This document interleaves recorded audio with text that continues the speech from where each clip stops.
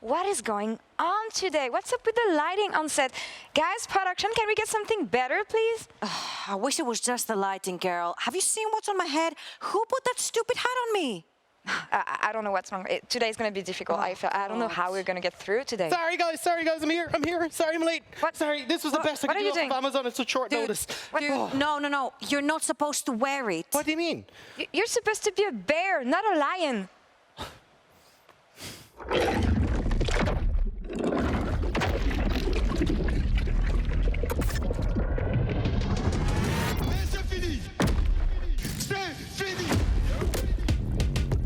He's gonna flash in and he steals the Baron! One of the quickest games in competitive history.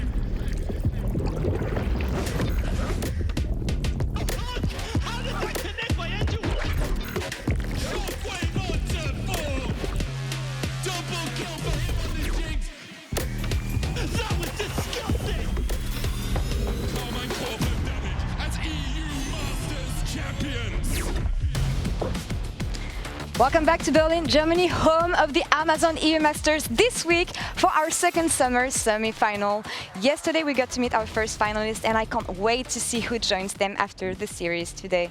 I'm Laure, I'll be your host for the day, joined by Trouble and Dagda. Thank you so much for joining us. How do you feel? I'm excited. I'm really excited to see what's going to happen. Fnatic Rising, can they get into the finals? Are we actually going to see the all-LFL finals? I'm even more excited. Yeah, for the rivalry we have going on in the desk today. Remember, Spring? We know how it went. Yeah. I'm scared. Piss me off, right? Come on, man. Listen, I have my hopes up for Fnatic Rising. Okay, let's just see what happens first, guys. Yeah, it's gonna be an exciting day for sure. But let's reroll a bit and talk about the action we had yesterday. Big got eliminated.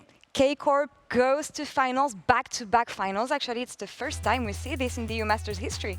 Yeah, absolutely. And I felt like it also lived up to everyone's expectations. We expected that this series was going to be a banger. It was the first series that went to all 5 games, absolutely delivered. Prime League goes home, Camille up again in the finals, and they looked like a complete different beast. They brought back flashbacks from 2021 spring. Yeah, and I thought the fact that Big really pushed Carmine Corp the entire way through, pushed us all the way to that best of 5, speaks volumes about the DOC region, because that was a series that could have gone either way. It was so incredibly close, so much for coming down to those early skirmishes and who was able to take them. Yeah, and I feel like the main difference for this series was the fact that Carmine was able to play towards different strengths over the map, but on the other side you had Big who could only play towards top lane and their ADC. Yeah, exactly. I think a lot of what we've seen coming through from both representatives in the LPL is moving around with that support, setting up plays, especially towards those solo laners, making sure we got Seiken popping off, Cabochard popping off, and unfortunately Big just couldn't keep them under control. I felt like they didn't even make it easy for themselves. I felt like Rika, we didn't get to see him on the rise. He was an absolute monster on that champion when it came to the Prime League.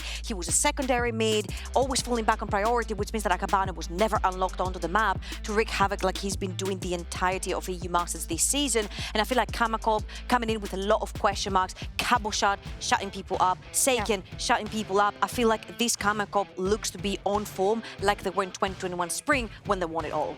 And can I just say, for Cabochard, that Lee Sin is going to be in my dreams. That was amazing to watch. The performance that this guy's had, honestly, throughout playoffs has been absolutely spectacular. I'm actually super happy because we know it was his main hidden pick for years, but now Lee Sin top is meta, so he actually gets to smurf on people and display how skillful he is with this champion. But all credit for Big. They had a really great run, I feel, and we'll see some of these players next year, maybe in the LEC. What do you guys think?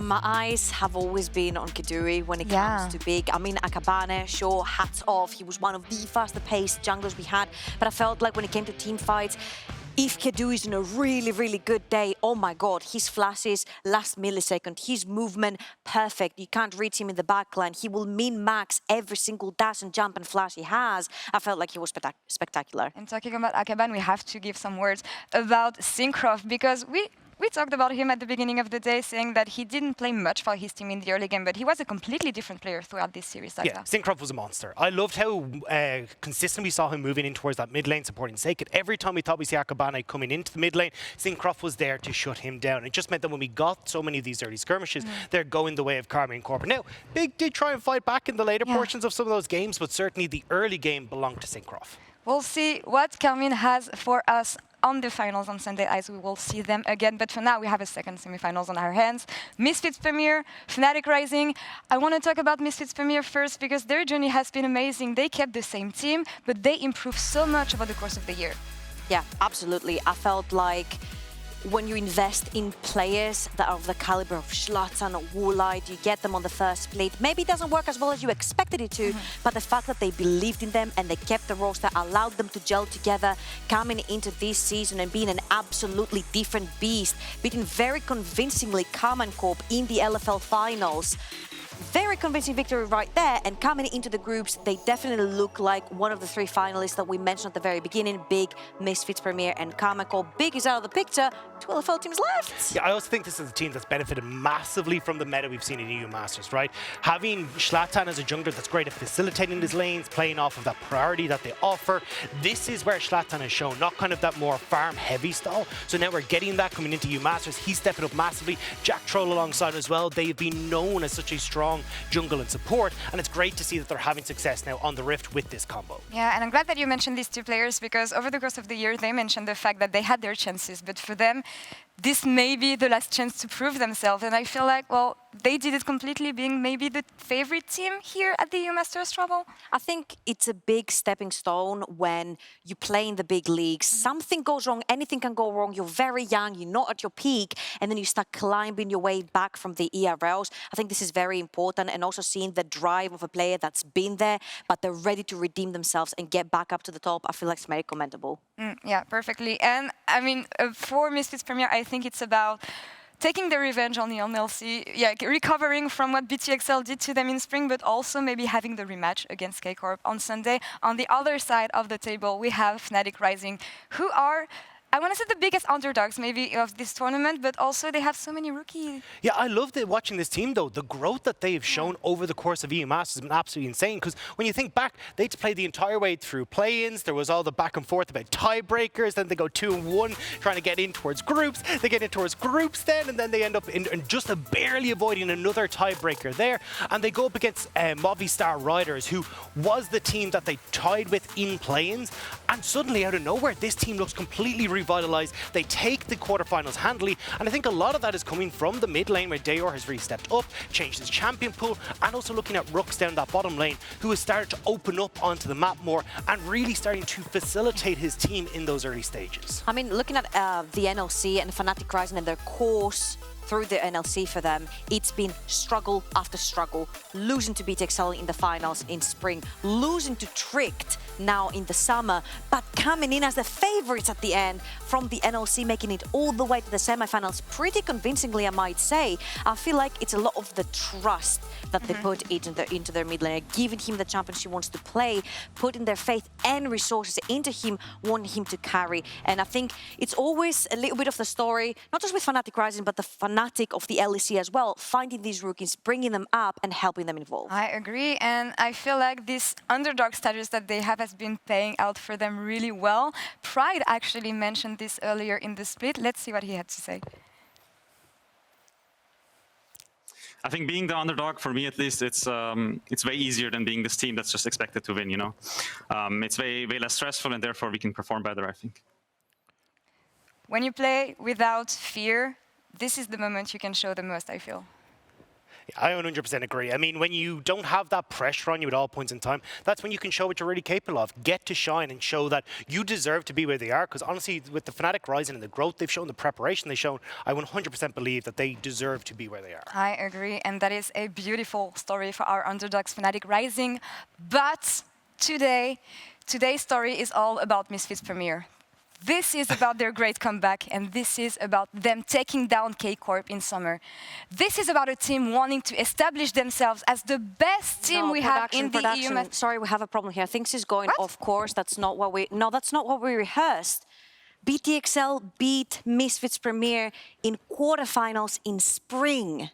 Dude, we traumatized your team so much, they didn't even bother trying hard to come back in summer. What are you on about? But that's because we like variety, because we didn't want to beat you twice with the same team. Oh yeah, nice variety. Your veteran mid laner left the team mid-split to retire because he didn't believe in your region. Yeah, that's because the NLC prides themselves in finding new rookies rather than bringing up washed-up veterans to carry us to finals. Oh great, Rookie is the only UK representative we have plays for the LFL actually. That's nice. Oh yeah, comes from you guys having so many Polish players that you should consider removing blue from your flag. Come again? Whoa, whoa, whoa, order! I will not have this in my court.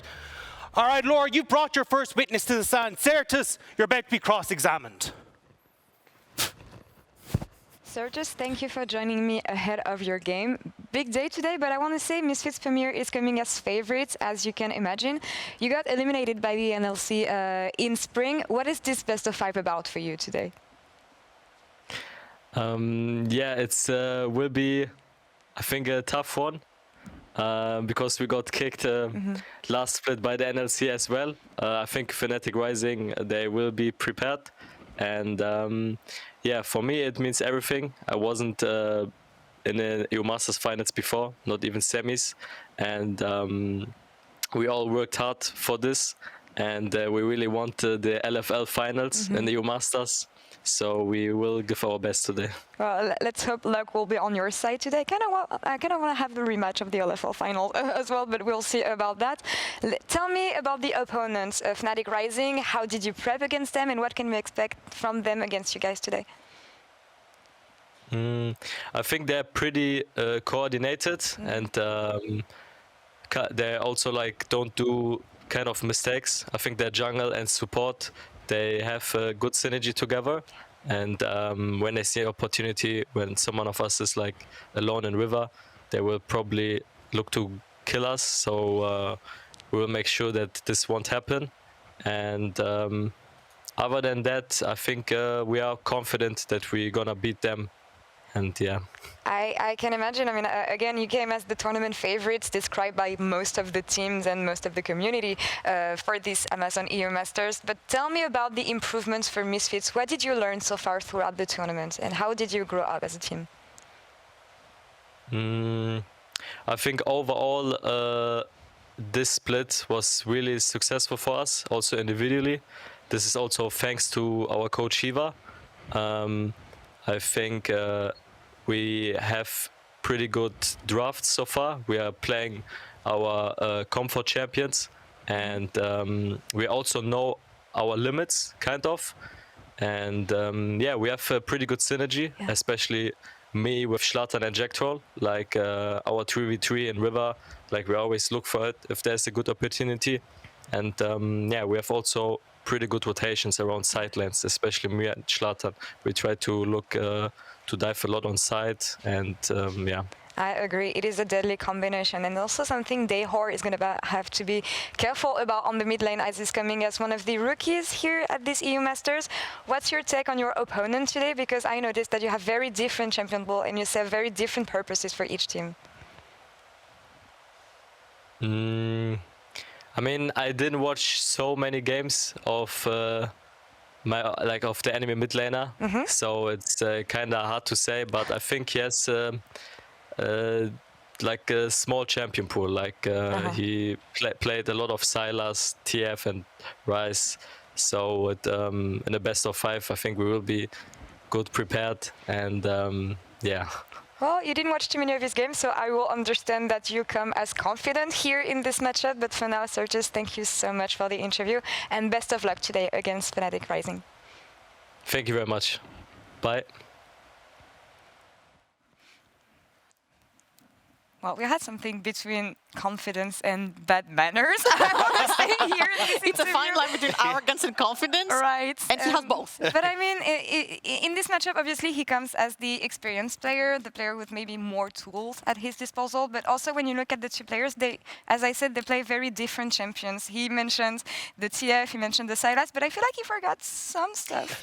Yeah, I feel like he's forgotten a lot of the brawlers that Dajor brings to the table. He likes to play the set. He likes to play the Renekton, he likes to play the Sylas, he likes to brawl and play in your face, he likes the small skirmishes, and I feel like this is where Fnatic Rising comes into play because they all put their beans into his basket and try to push him to carry them through the early game until everyone else is scaled up and they go towards team fights. Yeah, and that's why we can see super high damage per minute behind us, right? He's been looking towards those skirmishes, wanting to set up kind of for these 3v3s, working towards that. Whereas when we look across the Sertuss, it's been more about moving to a lane. Let's try and have this moment where we can outnumber people in a lane rather than going for skirmishes. When you look at the stats, actually, it also shows how powerful Misfits Premier has been, especially in the early stages of the game. What is the key here, especially for the mid-jungle duo on Fnatic Rising side to take down Misfits Premier? I feel this is going to be, first of all, a really tough task. I mean, making sure that you out-jungle and out-mid Sertuss and Shlatan is going to be a tough task on its own. But I felt like MAXI, on a really good day, he was one of these promising rookies coming into the NLC, running everyone over. If he repeats that performance here, together with Dajor, who has had a stellar tournament so far, I feel like, yes, they do have what it takes to possibly take down the 2v2 on the other side. Yeah, and a lot of that, for me, needs to come from Rhuckz. I need to see Rhuckz stepping up once again, like we saw against Movistar, right?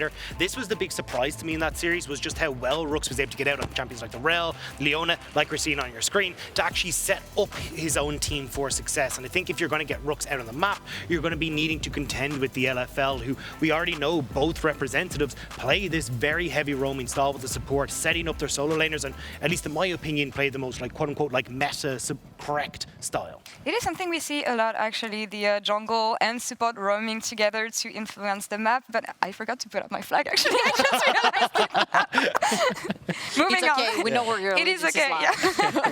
But moving on, yeah. On the other side, Sertuss himself told him that the synergy between him, Shlatan, and Jactroll has been stellar, and this is also what helped Misfits since the beginning of the tournament. It feels. I felt like the LFL plays a very particular way where they don't necessarily have the jungler being the focal point. It's more like the dumb ones of 2020 World Championship, right? You bring the support to free the mid laner to then allow the mid lane to roam towards the tops of the map, and that's how they get their leads. It was the same deal with Cam and Coop yesterday. I feel like we're going to see very similar things here with Misfits Premier. I think like the only difference between Syncroft and Shlatan is that Shlatan is much more aggressive. This is his meta. The Lee Sins, the Javans, playing aggressive, having these skirmishes, bringing the fire to you, and if you're not quick enough to reply, you fall massively behind super quickly. And oftentimes they don't give you that opportunity to reply. Most of the time when you have Jactroll moving towards the mid lanes, they're looking to burn those TPs early, then they can move Sertuss, and it's like, oh, well, you're already left behind. And if by some miracle you've managed to hold on to that TP, well, chances are he's got some sort of global or semi-global ult. He's moving around the map, making it impossible for you to actually keep pace with what Misfits Premier are doing. What I think about this both team, I mean, we've been over this, the fact that here Misfits come as the favorites in this matchup, but also time for Fnatic maybe to find something spicy, something that's not expected. And you've been used to seeing them in the NLC, so what do they have in box? I'm actually used to seeing them in the NLC, but I'm so surprised to see their growth through the tournament.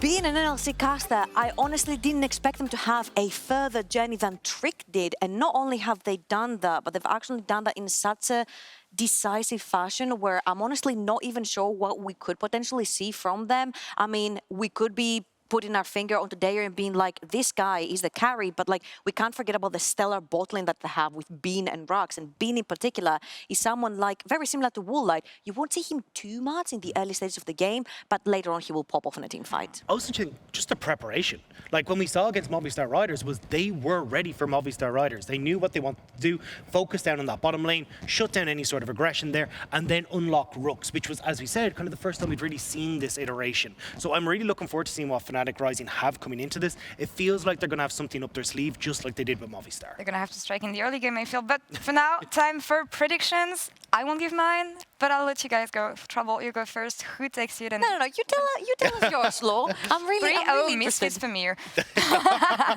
You go next. I go next. Okay. Last time when Fnatic Rising was playing versus Movistar, I had two predictions. One from my head and one from my heart. My head says 3-0, maybe 3-1, Misfits Premier, but my heart will still say 3-2 Fnatic Rising, and my heart didn't fail last time, I'll go with it again. Yeah, I know the Irish are supposed to be somewhere in the NLC, but we haven't been seen for a little while, so I'm going to go with who I think is going to be the winner, which is 3-1 Misfits Premier. I think they've been so damn strong. They play towards what I see as the meta and the strongest style. I think they're going to be able to do it. We'll see about that, but also, I mean, the players also played the prediction game. We saw that on Twitter, you know, with the silly dragons that we can see right now.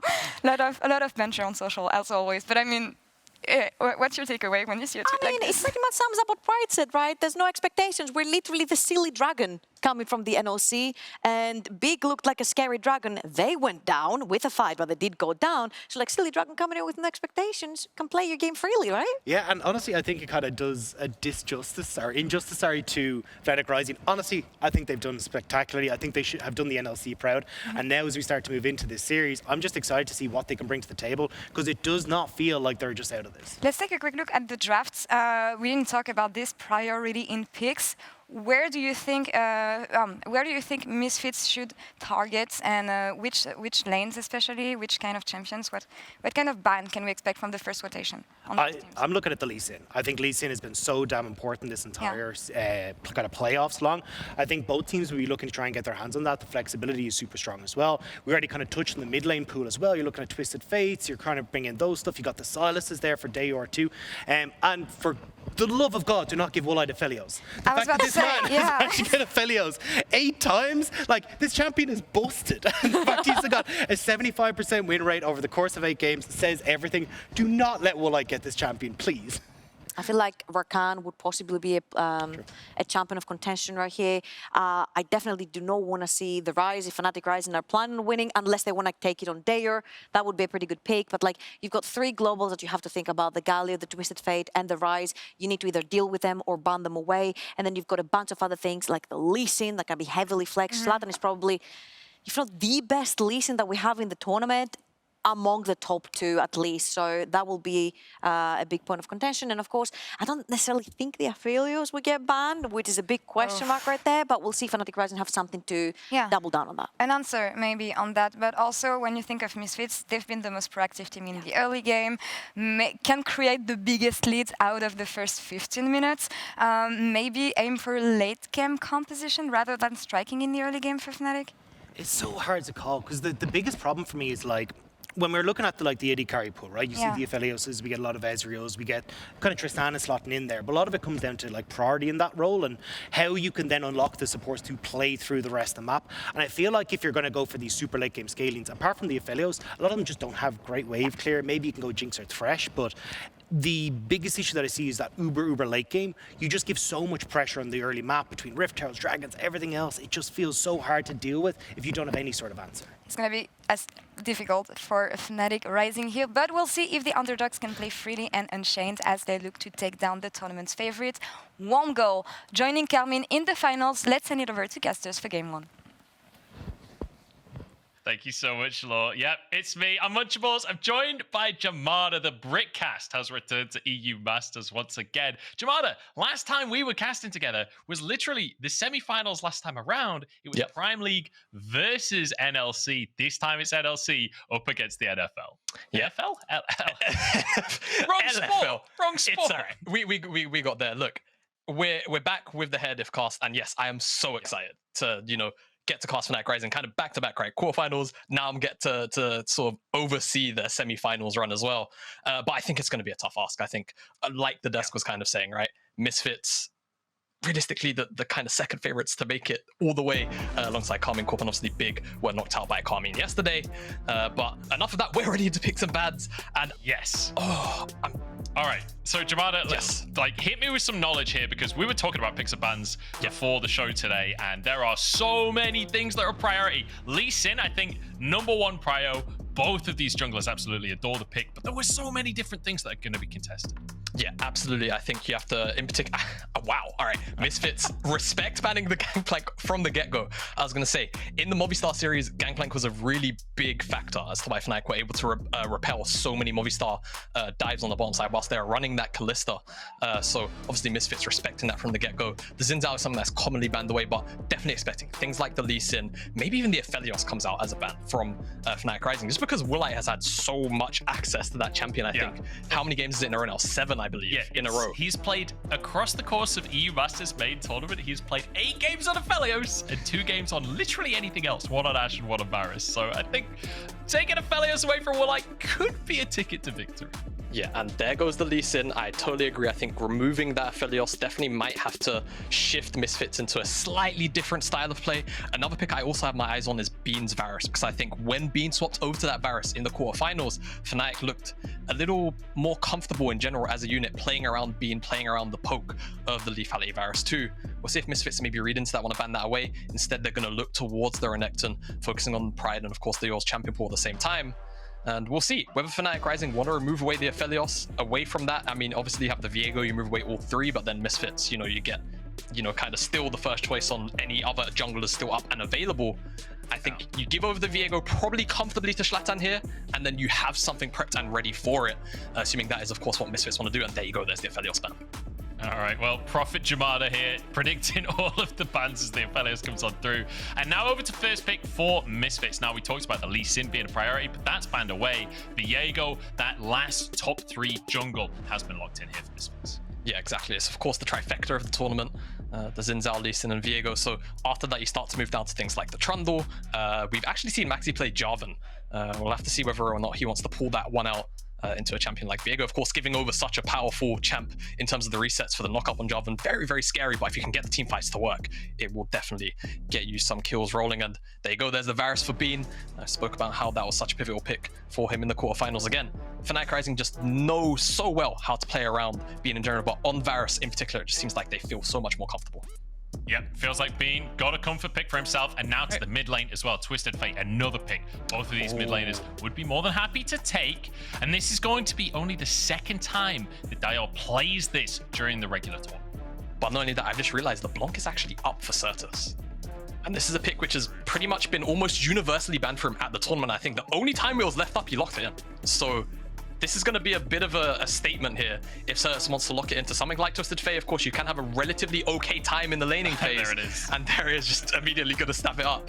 And now I expect Woolite to look for an AD carry just to match. I don't think you necessarily have to lock in anything else. There's no need to necessarily blind Agresivoo's pick or even Jactroll's pick either, unless you want to try and snag away the Thresh perhaps for Jactroll. That would be the only thing I could think of. I think other than that, you're looking towards something that you're comfortable laning into the Varus. Perhaps the Ashe could, of course, be the option just to sort of match the range. Ezreal, Jhin as well, something to facilitate as opposed to trying to outright kind of just deal loads and loads of damage, and that's what it's going to be. All right, Jhin locked in here to round out the first phase for Misfits. On the side of Fnatic, though, perhaps need to go for a jungler here, because with 2 bans and Viego taken, you're going to run out of picks. Yeah, I think probably looking towards the Trundle if I had to take a guess. You just kind of build up that front line. Oh! Ooh. I mean, it's MAXI's comfort. All right, it's MAXI's comfort, and it's been banned away from him quite a few times. I don't actually have the stat off the top of my head, but there's been a lot of respect for MAXI's Nidalee, and it's because he is a bit of, I won't use the word legacy, but it is by far, if you think of MAXI, you think of Nidalee, usually is how it goes. So very excited to see him play out on EUM Semi's first game as well, into a team like Misfits Premier, where Misfits Premier's early game, it's so bonkers. What do you need when it comes to Nidalee? You need that strong early game yourself. Right now, the setup is almost there. You've got the Varus for potential bottom lane prior, and you've of course got the TwistedFate for the level 6. We'll see how he progresses, because right now he's got decent setup in the solo lanes, and we're into second ban phase. We certainly are. Nidalee being his second most played pick across his entire career with a 65% win rate. Not a bad look to get that Nidalee. Also, you got the gold cards to set you up as well. Down to the bans, both teams focusing hard on these supports. Interesting to see both Leona and Rakan banned away. Now the Thresh comes through. That was the thing I was going to bring up. Like, surely this is the most high priority support, but it is going to be taken off the board here by Fnatic. Yeah, I'm kind of surprised in the Thresh ban, just because I feel like maybe you as Fnatic Rising would want it. I'm actually kind of starting to believe maybe they're eyeing up the Rell. They pulled it out in the quarters, and honestly, it looked so strong into what was effectively a full mobility comp of Movistar. It shut it down so well. With the Thresh, the Alistar gone as well, the Leona, I'm starting to look at that as more as the premier option here for Rhuckz. We'll have to see as time is going to tick, but for Misfits, still looking for that top lane. I think with the kind of composition you've got, sort of looking a little further in, maybe you look at that Camille if you want to sort of play the side lane game. You could also, of course, go for the Jayce. As there you go, the Rell finally gets locked in. I'm not gonna lie, I saw the Seraphine, I was like, that is not the angle I was looking at. No. The Rell comes through in the end. Now to Misfits though, Jamada, they've got to round this composition out. Feels like big on the skirmishes right now, so maybe a top laner that can fit into that category. Yeah, I mean, Kennen's still up, and right now there's not a whole bunch of disengage for Fnatic Rising. Generally speaking, there's no knockbacks to stop a massive slicing motion coming in, but we highlighted the Camille. I think it really fits Agresivoo quite well, and he's finally going to get to lock that one in for himself. And now down to Jactroll, sort of, yeah, there's not too many engage options left. Looking, of course, at the Nautilus, I think would be the most premier thing for him to go for. And then I kind of look over to Pride and say, what is he going to take realistically into the Camille? Because I think this Nautilus is already a foregone conclusion. Your Gangplank is already banned away, the Renekton is gone, so you can't really match the lane prowess. Where do you go from here? You can try and take the Cannon, but obviously the Camille can lock you in the Hextech Ultimatum, so finding flanks consistently can be a little bit tricky. The Jace is also there, I suppose, if you want to go for that. And I mean, with the amount of poke, actually, Jace would make a lot of sense, because it would actually even out the damage profile too. Well, you think about it, right? Like the Jayce with the Shock Blast, you got a Varus already, you got Nidalee Spears, and then you got Twisted Fate gold cards to just put someone in place and line up those skill shots. So the Jayce comes on through in the end, which means we have a very exciting skill lane in that top lane, right? Jayce versus Camille. This is very much one of those lanes where it's down to execution as opposed to just straight up the matchup. Yeah, exactly. And just because of that, it becomes so volatile if junglers start to get involved. The moment, you know, you get first move at either side here and you set either the Jayce or the Camille ahead, they can individually start to roll that lane over. So I expect a lot of the focus early on to actually potentially be towards the top side. Maybe the first clears from both MAXI and Shlatan will go down to the bottom side because, you know, you're working with so much CC on both sides. Jhin, Nautilus, of course, the Rell just existing too. But post that, I expect to see surprisingly more visits than I would maybe expect here. And especially once that level 6 comes in for the Twisted Fate, on your Destiny Gates, of course, become all the more prominent. And the usage of that can be very, very important when you've got something like a Jace on the top side.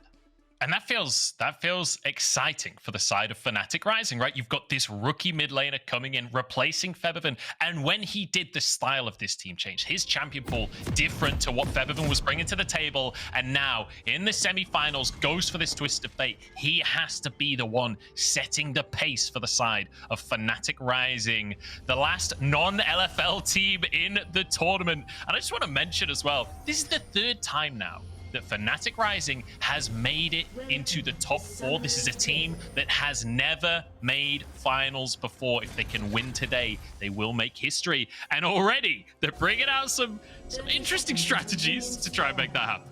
Yeah, it's a very, of course, common ward that we've seen, particularly throughout summer, where you have either a stack or just the support drop a ward in that middle lane brush. So Fnatic Rising trying to sniff that one out, but potentially don't know that they've got Misfits members in their own blue side jungle. Very tentative about the approach. And I think they have a rough idea that it's maybe going on, but it feels like they know. They haven't seen anything, but it feels like they know something's up. They are going to be confident enough to face check in. Bean throws his E in the brush and looks like they'll get away. But Misfits did drop a ward, and nobody from Fnatic actually saw a Misfits flare, I'm pretty sure. So it's possible that Fnatic don't know about this early vision that Misfits have grabbed for themselves. So could be an advantage in the jungle for Shlatan off of this knowledge. Yeah, I think Misfits definitely going to have, of course, the advantage of that. I think for Fnatic Rising, obviously Viego's pathing can be a little more, you know, flexible. So not necessarily going to know where he's going to be off the first clear. Misfits going to be working with that extra bit of information on that first clear. So bit of an advantage there. We'll see how Shlatan tries to leverage it, if at all. I want to talk early game here, Jamada, and I want to ask you specifically about these junglers, because I know you're a bit of a jungle specialist yourself. I know you've been playing the role a little bit over the years. Talk to me about this Nidalee and how it's going to work against Viego, because last time Nidalee was properly meta, it was like 2020, it feels like. So Viego and Nidalee, I've not really seen them interact that much. How do you anticipate this jungle matchup? You know, thinking about it, I haven't seen this matchup too frequently in even solo queue games. As that's an early ignite. Woolite on the bottom side. Woolite does get away with his life here. Jactroll going to re-engage, and Woolite sticking around getting some extra damage in, but it's still going to be a very nice trade for Fnatic ultimately. Yeah, going to be very happy with that one now. If Rhuckz does find the engage in, Woolite's going to have to flash away from it. Otherwise, it could be set up for MAXI if he decides to make a return down there. By returning to the jungle matchup, speaking of MAXI, I feel like in most Nidalee matchups, right, you're playing into a sort of slower paced jungler like Viego. You want to just try and take over the tempo, get the quick farm in. But I mean, if you can break up the tempo with an invade like this, Shlatan... Hang on, this There's no smite. There's no smite for MAXI right now, which means that Shlatan could just try and force this on. Dale gets a gold card, takes a bit damage. Red will reset. As Shlatan takes a javelin on his way out, but hey, he's delayed the jungle, and that's the crucial thing. He can return to his own side. Yeah, he can return to his own side. He can also, of course, just stick around for the Skull Crab. Look at the way Sertuss as well, kind of just hovering towards the top side, always ensuring that he's likely to be the first one to the scuffle if Shlatan and MAXI were to break out into a fight. The scuffle over the scuttle, as it were. Because Shlatan's going to be able to grab his first one. And he could even move down to the bottom side as well, right? Yeah. Because Jactroll has control down there. Yeah, Jactroll with control, and not only that, it looks like Dior's going to take a reset right now. So just free passage down through towards the mid lane. Looks like Shlatan's even going to help shove out this wave so that Sertuss can get a free reset off the back of this play. So double skull early on secured, but you can see MAXI, I mean, presses tab, recognizes, okay, he's come here with 3 camps taken. That has to mean that he's done Gromp, Red, and likely Raptors, but he's going to be spotted out. Oh, this is 5-head from Shlatan. Now he's got a TP from Oh, wait, no, that's from his mid lane. That's Sertuss rejoining. Agresivo's already here. And MAXI caught out, went for the aggressive counter jungle, but he was spotted. Will be able to escape with his life. I actually can't believe he got away with that, Jamada. Daylight robbery, I've got to say. I mean, sure, only takes a big wolf. It is kind of a win for him in that sense. Loses his flash, but realistically, Sertuss committing the TP there, you expect MAXI to be sent back to the death chamber. Lucky to walk away with his life, if you ask me. Crucially, though, Jactroll and Woolite went and got that Scuttle Crab, right? So ultimately, it's still a big win for Misfits, even though they don't actually get a kill on MAXI. MAXI has been put slightly behind because of the Scuttle diff, as it were, between the two teams. Yeah, MAXI was still going to be able to path now back to his bottom side, and he's going to have a linear clear on the second rotation camps. Shlatan, rather, not so lucky. He's got the secondary spawn of these chicken camps here, but the Rhuckz, they're still on the first respawn set, so it's going to be half the XP of the regular Rhuckz from that point on. So I think, all things considered, MAXI's not going to be too upset with the early pace set, but not having that flash, of course, against champions like Nautilus, and then all of the follow-up that can come from that with things like LeBlanc, can be a little bit scary if you try and get aggressive, or you just get caught, kind of like how you did in that top side. Yeah, it certainly can be, as we see the TP back from Agresivoo to that top side that you just mentioned. Even matchup so far there. But down in the bottom lane, Woolite starting to build a bit of a CS lead. And obviously, the Scuttle Crab that we talked about before will help with that. The wave is pushing towards Fnatic as well. But so far, very slow-paced game here. And I would say that Fnatic are going to be happy with that as MAXI starts his first Drake. Remember, Misfits is a team that has a lot of early aggression, and we're seeing it in the 2v2 down here. But Bean is going to dissuade Jactroll in the end. But ultimately, Misfits, the way that they win is early leads and snowballing. And right now, Fnatic are quite happy with a slow, quiet early game. Yeah, I mean, you know, we're only 6 minutes in much, right? So we can't necessarily jump to conclusions too quickly. But yes, totally do agree with you. Misfits, as a team, right? They're individually very, very talented.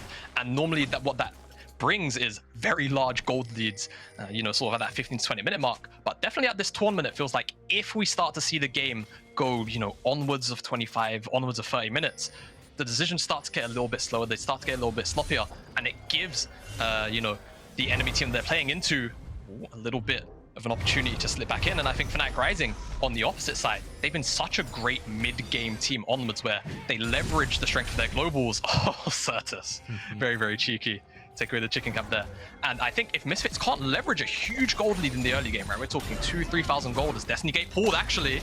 Oh, already the level 6 play from Dajor. He's the guy we were looking at to set the pace, and set the pace he has. But Rhuckz in trouble. First blood goes the way of MAXI. Another gold card in Woolite. Has to cleanse now. Sertuss answering. Gets the root down, but doesn't have the damage to finish anything off. Woolite's in trouble, but MAXI can't quite get in range here. Dajor looking for the gold card. If he's in range, doesn't have flash. Now it looks like Misfits will back away, but hey, Fnatic, great start. Yeah, grabbing the first blood. MAXI's even going to get the Skull Crab off the back of this. And this is what you had to see from Fnatic Rising, in particular from Dajor on this TwistedFate. The Destiny Gate usage has to be on point against the team as clinical in the early game as Misfits Premier.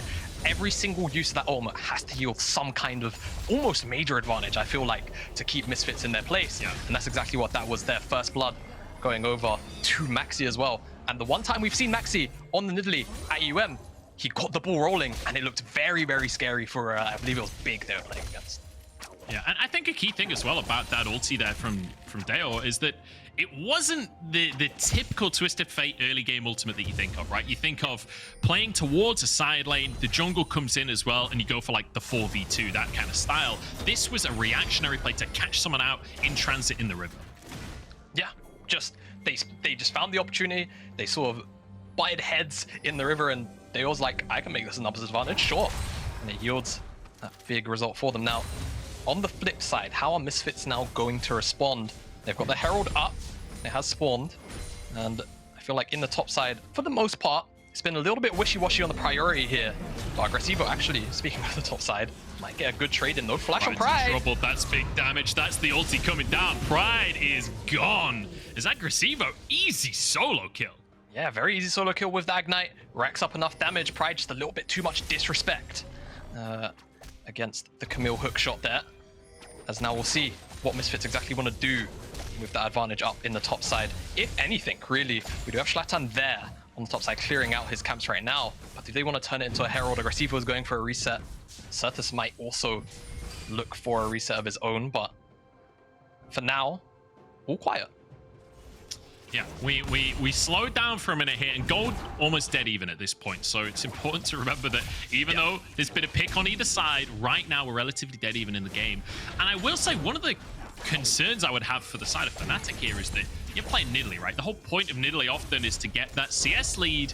He's not found it so far thanks to team play from Misfits. Great shot blast in here as Jactroll takes a huge hit. In goes Dajor to look for more. Jactroll's there, but now with the curtain call as well. Jactroll dodges the spear and walks away with his life. Dajor's in trouble instead. The ethereal chains come on in. One more auto. The corrupting potion can't finish it. And now it's Agresivoo that has to dip out of the fight. Fnatic playing arm's length, and MAXI jumps in for more. Forget arm's length.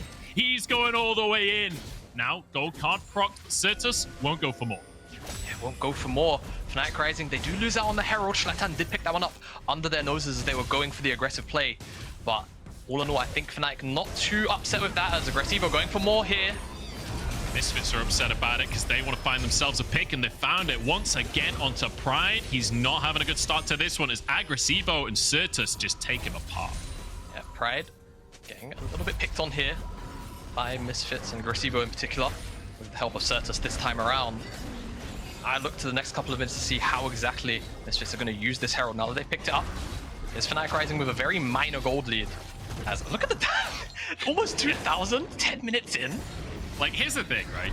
Pride, he's 0-2 right now. On the scoreboard, it doesn't look that good. But when you just consider that skirmish and what he was doing for his team on this Jace, you can kind of forgive the 0-2-0, right? He's already making value happen. And MAXI is the guy that is getting the win off the back of that. I said, like, you know, he's not got the CS lead. Is that an issue for the Nidalee? Apparently not, if you get yourself 2 early kills. Yeah, exactly. And we had the gold come up before that skirmish actually occurred. He was already 800 gold up on Shlatan 1-1. Lead likely to have grown even further now.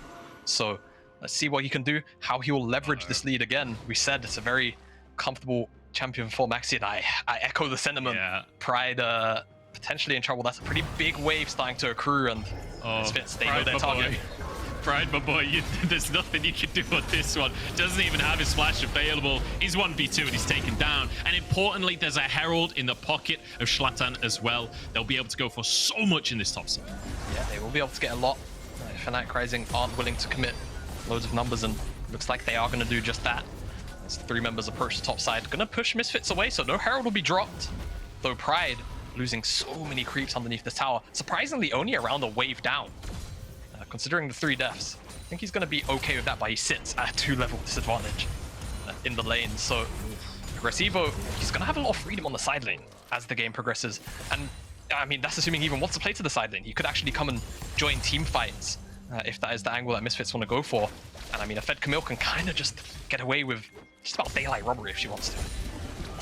Yeah, certainly will try to in those side lanes, try and get that pressure out onto the map, but that's always dangerous against a TwistedFate, and I want to kind of revisit how Fnatic want to be playing this game out, right? Because we're getting, hang on, Agresivoo once again in the top side. Pride once again locked down. Shlatan is here once again. Pride has to flash away underneath his tower. Will survive at very least, but Man, what can you do as Pride? Like, how do you play against this? This is just, you know, this is prime top lane gameplay, right? You're just trying to enjoy your scaling top laner, your Jace, or maybe a Gangplank in the next game or two, assuming he gets it, and just get picked on 24/7. Now, granted, Fnatic Rising, they just pick up the second dragon of the game, so at least going to trade something, but obviously the gold swing massively in favor of Misfits, and that should be the first item actually picked up for Agresivoo, and maybe even Shlatan on this reset, if I'm calculating the gold correctly. There's the Divine Sunderer for Shlatan, and there's the Divine Sunderer for Agresivoo. Oh my lord. And, that is a terrifying spike in damage. That is monumental. They are going to be huge, but importantly, the next Drake was already taken, right? Fnatic, while all of that was going up on the top side, managed to get themselves 2 Drakes in a row. So it's a good start for Fnatic in terms of these neutral objectives. It's a herald for Misfits, and therefore a gold lead off the back of it that you can see at the top of your screen. But on the other side for Fnatic, at least getting something to work with. That said, it is going to be a Cloud Soul, so not necessarily the most valuable. Yeah, especially, you know, you're running Nidalee plus Jace. Obviously, I think they get a similar mechanic to Udyr, where they get sort of a global cooldown. Though I could be wrong on that. I actually can't recall off the top of my head. However, pretty big for the likes of the TwistedFate, who, you know, just having that 20%, assuming they get to the soul, off that ultimate means that the plays become a lot more frequent. And of course, even for Bean having the Chains of Corruption, a reduced cooldown means that they can look for slightly more proactive plays on a smaller timer, if that is what they want to go for. But I will say, if I put my Hopium mask on for Fnatic Rising right now, Misfits Premier, they're only about 1.2k up, right? You know, this is definitely below average for the 15. Now, they've got another minute to maybe, you know, pad the stats here. But MAXI base check. MAXI's caught out in the jungle, and Jactroll has been everywhere on the map this game, setting Shlatan up to be able to find that one. I mean, Dajor gets a gold card in, but doesn't do it. I mean, he's an early game to his fate. He's not got a mythic yet, so can't really expect much of an answer there. It's a nice little pickup for Misfits, and it's important to mention, you know, I just said no item in the mid lane, right? That's the case across the board here on this top side, where MAXI's taken out. Now we've got the clips coming on Rhuckz through, but Rhuckz has been caught out, and this jungle doesn't belong to you anymore. But Pride is able to get an acceleration gate in, keep his support alive. Yeah, I mean, I said they had a minute to pad the stats, and all of a sudden it's grown to a 2,000 gold lead. Misfits Premier continue to stack the pressure up in the top side, and there's not really been much of an answer from Fnatic Rising on the other side. What would you have Fnatic do here, Jamada? Because obviously, for the side of Misfits, it feels like just continue to find these little skirmishes, these little picks, and play through that advantage, right? For the side of Fnatic, though, is the answer to try and fight back? Is the answer to play towards the top side, or is it instead try and play the opposite side of the map? I think realistically, when you're in situations like this, especially where Pride was being put so far behind so early on, I think Fnatic Rising are such a comfortable team, again, as highlighted sort of in draft and pregame, at playing around Bean. So it's a little bit questionable to me that so far they haven't really tried to, at the very least, you know, take down that bottom tier 1, try and funnel the gold a little more heavily into Bean. But instead, they've sort of opted more to try and match numbers on the top side. But with Shlatan and Agresivoo having all of these items already in their back pocket, it's so difficult to match the raw stats of the champions. So falling behind simply because of that. I think from this point on, just try and avoid Agresivoo and Shlatan for now. I think this Herald, if they want to fight for it, they can with the poke. That's obviously the big thing with this composition. But if you try and engage them at full health bars, I think you're just going to lose. Sertuss goes in. He's actually going to be locked at 1 is the damage onto Sertuss. The Ignite taken away. Rhuckz completely shuts down the play from the enemy mid laner. That was beautiful from the Fnatic support. Yeah, I mean, forget the poke then. If you could just find Sertuss and chain CC him 100-0, to hell with it. You don't need the poke. They pretty much blow him up outside of the range that you can even respond from, outside of Rhuckz being on top of him, and they pick up the Herald on top of that. Now, Agresivoo is on the bottom side and responding, but on the opposite side, Pride, he's finally getting some waves to himself, and no one on Misfits is going to be there to respond. Sertuss isn't going to have teleport even to make it back up to defend this top tier 1, assuming Pride wants to go for it. And now Fnatic Rising back here to defend the bottom tier 1, and with the resets coming from Misfits Premier, it's a pretty big win for Fnatic in terms of trying to swing the gold a little bit back closer to neutral. And it feels like off the back of this pick, that control that we've been seeing building up for the side of Misfits suddenly falters a little bit, right? They don't have that same tempo advantage. They don't have priority onto everything on the map. And crucially, Jamada, Drake coming up in 30 seconds. Is this the point where Misfits have to start contesting the Drakes? Or is this for Misfits a point where you just have to concede that Fnatic go to soul point? It's a tough call, because I think, oh my god, well, with that spear, I might reconsider. Okay, well, Woolite's got a base. Or I don't try think and find you can something test. to vamp off. Yeah, I don't think you can contest anymore. I mean, that being said, you can just, you know, add value via the curtain call. So maybe they look for an engage right now and go at an angle like that. But the teleport comes in and it dissuades potential engage. And the Herald's going to be dropped here as well. Now you can just set up siege with all this poke. We always talk about priority and how that leads to neutral objectives. Well, when you TP to the mid lane and drop Herald at the same time, that's going to get you some priority. Not to mention nearly one-shotting the AD carry 2 minutes prior.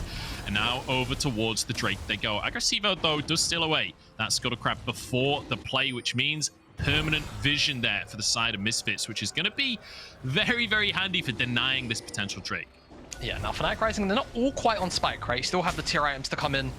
However, with the positional advantage they have, definitely can layer in a poke. They just have to worry about Sertuss on this flank. Woolite's coming back out of the curtain corner. It depends on how Misfits want to approach this, because it looks like they want to try and go for a pincer over the wall. Oh, Jactroll goes in straight onto Rhuckz and he's taken down before the fight even begins. Everfrost on the backside as Jactroll walks away. Fnatic forced out. Woolite has returned. Sertuss getting damage onto MAXI. They're onto the Drake, and I don't think there's any way Fnatic can really contest anymore. They lose their support, they lose the Drake, and they lose control of the game once more. Yeah, I mean, great approach from Misfits, to be honest with you. I mean, it's just straight up Sertuss over the wall, curtain call behind him as well. And on the bottom side, hook onto Rhuckz, just blown up. Can't even really react. Dajor's not with the rest of the core to try and CC the front line. It's actually Agresivoo forcing him back towards the blue buff. And you see, even the Destiny Gate gets pulled to try and regroup with the rest of the Fnatic members. Doesn't quite help out. So great approach from Misfits Premier there to secure that Cloud Dragon, and it means no, you know, potential early soul point dragon for Fnatic Rising. Not going to be an early Elder Dragon or anything like that. But I will say, once those tier items come in, Fnatic Rising can look to contest like that. Pride's in this. Before, where did his health go? 1 Q from Shlatan, and it's half his health gone. Or Agresivoo, sorry. And now Rhuckz is going to be pulled in, trying to help Pride, but you already know there is no man advantage when you're playing alongside Pride in this game. And look at Shlatan's scoreline right now. 4-1-0. I think he heard us praising MAXI, and I think he took that personally. Yeah, I think he did. I think he did, but he's kind of playing out of his mind right now. Not quite 100% kill participation, but I mean, wherever Shlatan's gone, realistically, a body has dropped on Fnatic Rising's side. Now that is going to be that bot tier 1 picked up. It's still very perplexing to me, Fnatic Rising, they're opting to send numbers to where the Misfits plays are going, as opposed to just trying to sort of play away from it for now.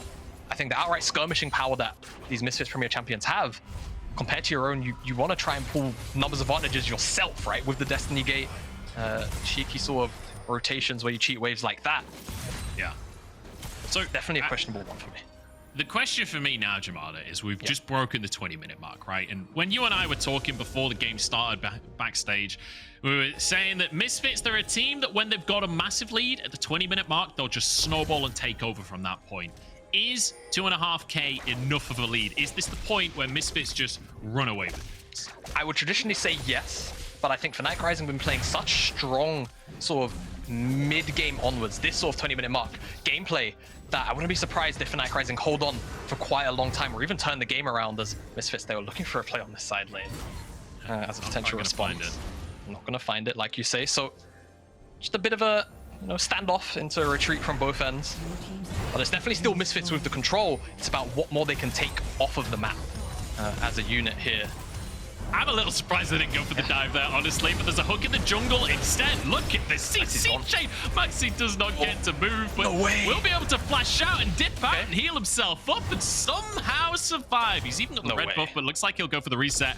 And look at this decisive gameplay from Misfits. They have control. Destiny used to get vision of this Baron rush. They don't have that much damage right now. MAXI isn't here. TP down to the mid lane from Dajor. Half health on the Baron. Is Fnatic continue to try and push in, but Jactroll finds the root, finds the engage. It's answered by Rhuckz. The damage coming through from both sides, but it's gonna be Misfits taking over to start this one off. And now there's another Rell on the scene. Dajor though answering the damage, and MAXI's just arrived. There's a shutdown. Spear goes wide onto Woolite. Misfits chased away. How did Fnatic win it? It's Misfits biting off a little more than they can chew munch. That's how Fnatic Rising, it's them with a poke composition. You sit in front of the Baron, you're losing all of these resistances, and not only that, you're just allowing Fnatic Rising to layer in more poke after poke. Arrow after arrow comes in. It's a nice shock blast as well onto Woolite, and then eventually the engage comes down onto Pride from Jactroll. Nice flash to try and lock him down, and they do, but the response from Rhuckz delays any further advancement from Misfits Premier, and it buys time for Fnatic Rising members to actually make their way in. And eventually the damage just gets turned. You can see, look at the health bars of Misfits. They're eating the damage of the poke and the damage off the Baron. They just can't really stand there and tank up so much from so many different sources. Definitely a little over-eager. Fnatic Rising able to neutralize that play. And now the gold, it only sits 1,000 apart. And like you were trying to sort of lead on to before we saw MAXI get picked at the very start of that sequence of play, Misfits, if they don't have this really, you know, gargantuan lead, sometimes it feels like they can fall off in the mid game with decisions like that. And we're at the point where Fnatic Rising now, the Iron Spikes are starting to come in, right? You've got the Rapid Fire Cannon for the also those long-range gold cards will catch you off guard, right? You've also got, of course, Bean approaching that Muramana. As soon as Pride has enough gold for it, he will have the upgrade ready from purchase. The poke champions are online. So Misfits, they're going to have to find the engages to break up any siege that Fnatic Rising try and set up, because if they set up the siege, the damage is going to be off the charts.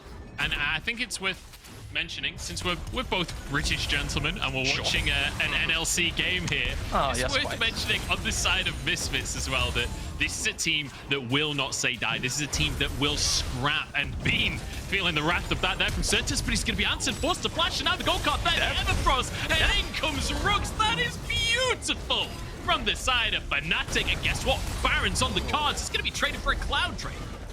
This is ballsy though. I feel like if you start this Baron up, you're just opening yourself up to an opportunity from Misfits. Even with Sertuss dead, the damage onto the Baron isn't going to be amazing. You're a poke composition. They don't actually want the Baron. They want to force a fight here. Rhuckz waiting off to the side. He's got it! And there's the flash, the gravity storm, and goodbye, Woolite. Now onto the jungler as well. It's a double that comes through for Bean. This is magnificent from Fnatic, and onto the purple worm once more. With Jactroll and Agresivoo the only members up, I don't know if they really have it in the tank to turn and try and make Fnatic walk away from this Baron, losing any members. The gold card's going to come out. This Baron should get burned down.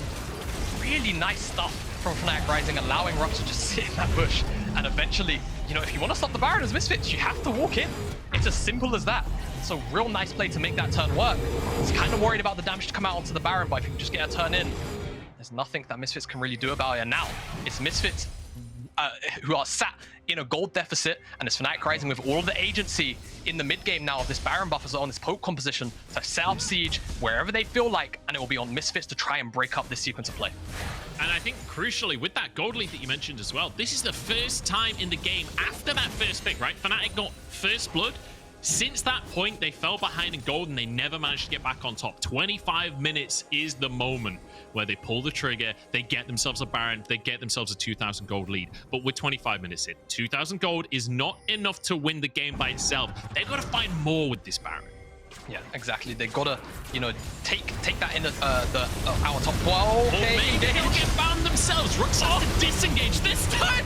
Agresivoo, he's abandoned by the squad, and now it's Jactroll as well. A lamb to the slaughter. Fnatic, they just can't be touched, Jamada.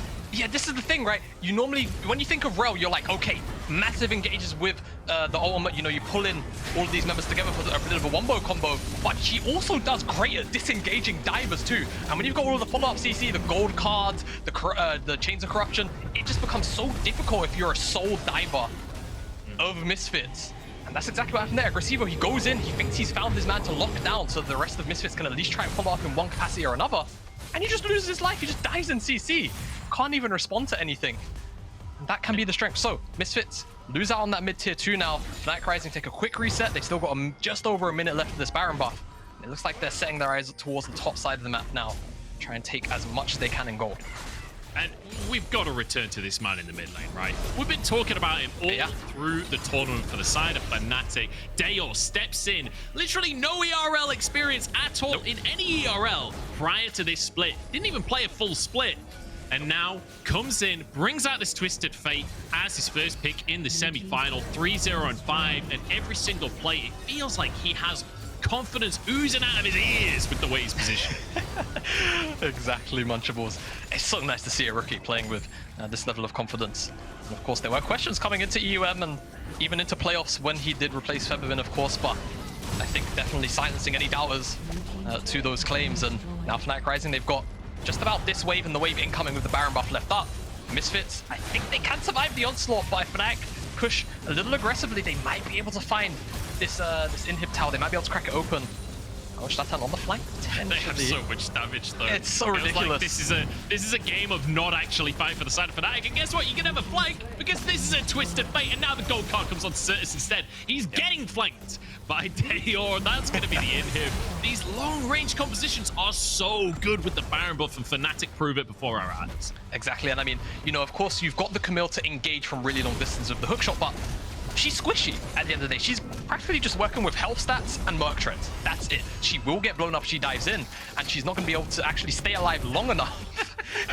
We're just seeing the poke from the siege. I bet that was like 3 shot blast at best from Pride. Say team fight.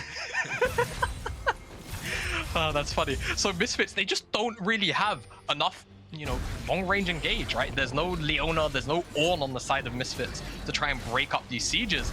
And Fnatic Rising, they can just play at max range with the spears, the shock blast, the arrows. It's just really difficult for Misfits to actually approach. And if in some, you know, fantasy land they do, which they have once or twice, whichever member it just gets blown up immediately. And I think we have to return to what the expectations were coming into this game as well, Jamada, because I think pretty much across the entire board, most people were coming in saying, yo, 3-0, 3-1 to Misfits Premier. And granted, that's still perfectly possible at this stage. Fnatic have not finished the game just yet, but I think already showing that they were underestimated coming into this series, and certainly giving us a good showing in game number 1. Cloud Drake going to be up onto the map, though, as we head towards the 30-minute mark here. And this really is where Fnatic have stepped into their comfort zone, right? It feels like the later the game goes on, the stronger this team becomes. Yeah, it feels like sort of, you know, 23 minutes onwards, once the maps start to open up and you have, you know, these globals to work with. Fnatic Rising at this tournament have been so good at finding picks, finding avenues, which, you know, you normally look at other teams and feel like maybe they wouldn't even find them either. And Misfits, it's the complete reverse. I feel like the later the games have gone, the sloppier the decisions have actually gone. As strong as a team they are, yes. It feels like if they don't have massive leads, they struggle to close out now. Agresivoo on Dajor, but I mean, it's just the health trade. And they're just losing their Zonius. He wasn't even in trouble. Fnatic pushing onto the inhib. In goes Sertuss. It's some good damage, but, you know, MAXI just heals it straight back up again. Beam is sitting pretty now. The Destiny comes on through, as it could be a 1v1 onto Agresivoo. Dajor wants to find a solo kill on the enemy top lane. I don't think he'll find it today, as Agresivoo has to back away. Regardless, this is just complete and utter control from Fnatic. You know you're in a bit of a hole if TwistedFate is 1v1ing a Camille. Yeah. Now Fnatic Rising. That's not meant to happen. It's not meant to happen. Much enough Fnatic Rising, they're going to pick up their third dragon. That puts them one away from that Cloud Soul. Not the most impactful soul in the game, but of course you look beyond that if we get to that point. When Elder starts to come onto the map, the pressure starts to rise that bit more. You start to have decisions that have to be made between picking the Baron, picking the Elder Dragon, things of that nature. Trades can very often happen. You could say that if it continues to go on, if the game continues to extend, then both Fnatic and the pressure will be rising at that stage. But hopefully, on behalf of Fnatic, they're not wanting the game to go that long, right? They do not want this to be a battle of Elder Dragons. They want to be closing things out because they already took an inhib on the top side. They have an open inhib on the bottom lane. And crucially, this Baron is coming up. We saw what they were able to do with the Baron last time around. If they can just get this poke down, this feels like the win condition for Fnatic. Yeah, I mean, Pride online, he can get bullied all he wants in the early game, but he's effectively at 3 items almost. Being as well, more than online, and Dajor with those rapid fire gold cards is always setting up for the rest of his team. And with the Zonias, it gives him that added flexibility with some of his ultimate usages as well. But Fnatic Rising, they've got their eyes on the mid lane. They want to shove up this wave, catch it very high up in the lane, make Misfits respond once the wave. If their own gets there, then they can just turn back to the Baron, remove any vision they want, or just put down a little more pressure. Make them continue to guess exactly where they are, whether they're on the Baron or not. Force Misfits to play into your hand, right? And now play towards this mid lane, because Misfits moved up to potentially contest. Another great chunk from Sertuss, but he loses half of his own health. Let's heal up. In answer. Now Woolite will be able to trade with Dajor. That's going to be 3/4 of tower gone, though. Like, Fnatic can just rinse and repeat this. Realistically, they haven't used anything to make that happen. Yeah, and the thing is, it's all well and nice, you know, seeing Sertuss get all of these chunks out, but MAXI just heals up all of the poke that is returned. Yeah. And not only that, you've got Pride of the Eclipse himself, so any poke he lands, he's going to heal up a tad. it's just really difficult. You have to find a fight and make it stick. Otherwise, Fnatic are just going to sit here and do this all game. Fnatic are they just sit as a deathfall. It's like playing against Protoss. They just group up one massive army. Anything that comes near, just lasers and spears and all kinds of nonsense flying in your direction. You don't get to play the game. You don't get to actually fight. Yeah, exactly. And it's Fnatic Rising just understanding their composition to a T right here. Recognizing when and when they can't look for, these engagements with Rhuckz, and knowing that they have to play at range. If these Misfits champions get on top of them, they will be in trouble. And so far, they've kept them at more than arm's length. So what's the play then? If you're Misfits right here, because remember, Misfits, this is the team from the LFL. This is the team that beat K-Corp in the LFL. They want to make it to finals. They want to be able to prove themselves over K-Corp once again. How do they stay in this game? How do they find a window? Because it feels like, actually fighting Fnatic straight up, there's just no chance. Yeah, I mean, here's the thing, right? Traditionally, I'll say something like, very, very cliche. Find a pick, try and find a pocket of fog where you can set up and then try and catch Fnatic Rising on a rotation. The issue is, Dajor exists. Oh, he was going. The blue card! Oh, God damn! Okay, he Destiny's in. He's got one this will time. Still be stunned. Flash in from Pride, but the damage isn't quite there just yet. Now he comes in. Shlatan forced to flash. Rhuckz is coming up. He's on going. his tail flash forward. Engage comes in. Gold card ready for Dajor. Shlatan trying to back away as well. Misfits in full retreat at this point and surviving, but the chain of corruption finally takes one. A javelin to finish a second. And Misfits, it was a valiant effort trying to survive the play, but they cannot survive forever. And Fnatic Rising, they push forward and look to end the first game in their favor. Underdogs all the way from play-ins. And now, whoa, the damage coming out from Sertuss. Maybe I'm speaking too soon, but No, it's done. looks like it's not gonna happen. There's a nice little snipe from Woolite. Can he go for the 1v5? I don't think so. Nexus will fall, and Fnatic Rising take game one. Okay, Munch, I'm full hopium right now for Fnatic Rising, I'll be honest. That was a very strong performance. They really understood the limits of that composition into Misfits, right? And that was one thing I really had a lot of praise for them, sort of post the series against Movistar in their drafts, was the adaptability and the understanding of how a team traditionally likes to play. And like we said, Misfits, as great as a team they are, they seem to kind of start to slip post that 20-minute mark. And for Fnatic Rising, that's when they seem to come online. And they drafted for that. They drafted for poke, and they kept them at a distance where Misfits could never really engage onto them. And eventually, you saw in that final fight, despite the botch from Dajor, it doesn't really matter. You've got all of this utility, the CC, and eventually it just becomes too much for a team like that. I mean, look, Dajor had an amazing game for himself. It was only fair that at the end of that one, he did his salute to Reginald in the blue card way. We're going to jump into a break, and then we're going to see what the LFL has to throw back at us in game number 2.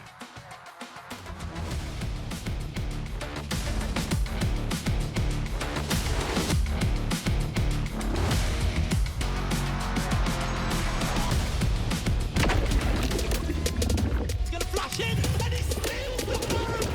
How did that connect by Edgeway? Finish! As EU Masters Champions.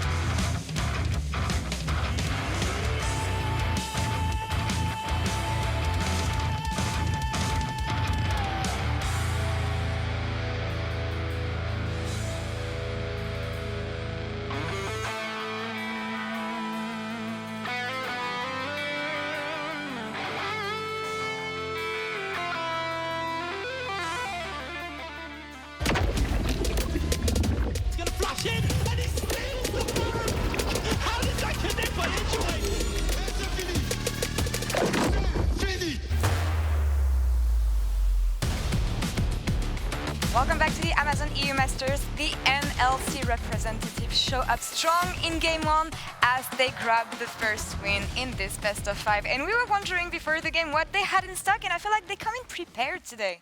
Yeah, and that was something that we talked about from the previous series against Movistar. It feels like Fnatic Rising always come in with a game plan, and I loved what they brought to the table here. You pick up that early TwistedFate, you get full control over the map, and then they start to opt in towards this poke comp, which definitely had a bit of issues getting up off the ground, but once it got rolling, it looked spectacular. I felt like every time we commend the drafts from Fnatic Rising, I feel like a big part of that is Dajor. A lot of times he has been, he's said to be, you know, the 5-head behind the Fnatic Rising. I feel like this was one of the reasons that the series was so decisive versus Movistar coming into Game 1. I felt like the draft was just so fitting to Fnatic Rising. It was all about MAXI, because we're like, how is MAXI gonna shine playing against Shlatan? And Nidalee is one of these key champions that MAXI will always have, that he can resort to. And you see how Fnatic Rising is just so fast to adapt to play on his own playstyle. And even though Pride was beaten down, he came back and did so much damage in return. And I really appreciate the fact that they've done their homework against Misfits, because banning the Aphelios, we were talking about the champion, banning the Lee Sin, Thresh also from Jactroll, feels like they had options, of course, because you can play a lot of champions in the game right now, but it's not the main champs we've been used to seeing them since the beginning of the tournament. So. Yeah, and I actually got a little bit worried for Fnatic Rising when I saw the draft, because I was like, okay, cool, you've got Woolite on this pushing bot lane, exactly what they love to play. You unlock Jactroll from the map. You've got Camille, who outscales the Jace in the top side. And honestly, I think Misfits Premier at the start of this did a phenomenal job of shutting down any sort of attention towards the Jace in the top lane. We saw that like messy TP from Dajor down to the bottom side that didn't really get anything. Then they used that early skirmish and river to get some of the TP, the destiny out of the TwistedFate as well. It's like phenomenal. Misfits Premier, you understand this composition, playing through that Camille on the top side, but they just really couldn't continue that forward. It was when we got to those team fights, those objectives, that everything started to fall apart.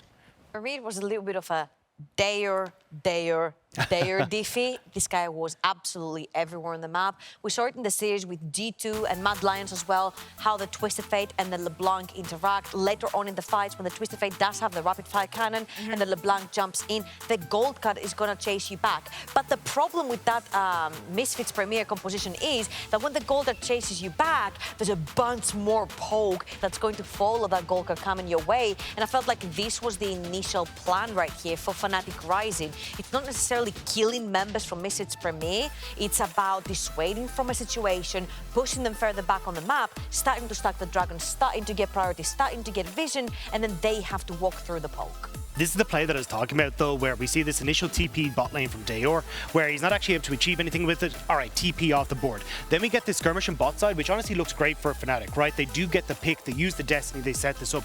My biggest issue with this for Fnatic was that a lot of what this composition wants to do is try and play around that Jace in the top side. And because you end up having that swing come through from Sertuss, stopping the attention from MAXI up towards the top side, we just saw this Jace pick fall apart. It really didn't have the impact that you're hoping for, because it didn't get the attention. But the big thing that Fnatic Rising were very good at doing, as you can see on your screen, is when we got to these objectives, picking apart Misfits Premier, separating out this fight, soloing out a single member, and even when we got to these kind of more brawly team fights, honestly, Misfits Premier kind of stacked up and allowed a lot of these, like the TwistedFate's Qs, the Varus arrows, to hit multiple members, so they're getting so much value out of those two picks. Yeah, really great composition here from Fnatic Rising, but also some champions that we've seen work yesterday, and that's also been useful today. I want to talk about the bot lane, obviously. Varus, again, on red side, doing wonders, but also with Rell this time. I think it was the key duo for that game. I felt like Fnatic picked a multi-threat composition. Literally every single lane you look at could have carried this game very easily.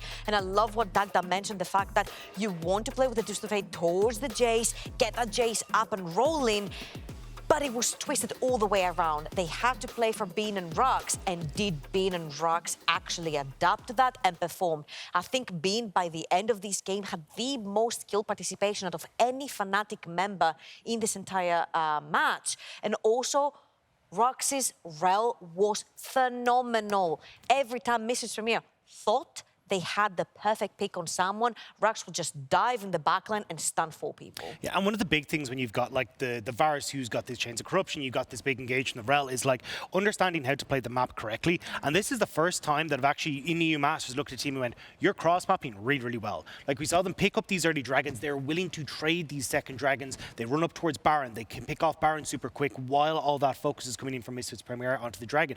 They were really playing well and setting up going, hey, if we get to this objective first and we're playing towards our vision, that's how we enabled this big Varus. That's how we enabled things like the Jayce, the TwistedFate to kite back, to buy us space. And it was beautiful to see from Fnatic Rising. And this is what we talked about them, leveling up over the course of the tournament. And you're seeing it in this series as well. It really was, but I'm wondering, did we underestimate them or did they actually improve over the course of the tournament? You've been used to seeing them all year. I'm just wondering here. Probably both. Yeah? I felt like even if you ask the NLC crew, coming in as the second seed from the NLC, losing to Tricked, you're like, okay, we've seen everything and anything that Fnatic Rising can do.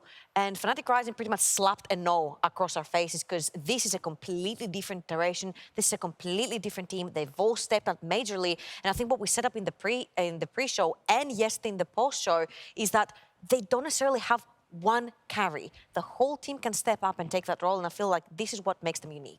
Yeah, one of my biggest gripes with Fnatic, though, was this lack of cross-map. And I think the Rift Herald kind of showed that a lot throughout their series previously, where they would get to 8 minutes, they're like, oh, well, we could take Tower Bot, or we could take the plate spot that would equal up for Rift Herald, but we're not doing that. We're going to go and confront you at that Rift Herald. This wasn't what we got this game, and I think this is what shows me that they are having these massive improvements throughout the course of EU Masters, and that's what this entire tournament's about, right? Pitting yourself against the best that Europe has to offer, learning as you go forward, and just planting your name in the forefront of European League of Legends minds. Well, let's hope that they can continue on this road, and we'll see what both teams can come up with for the rest of the series. I will see you for Game 2 in just a few minutes.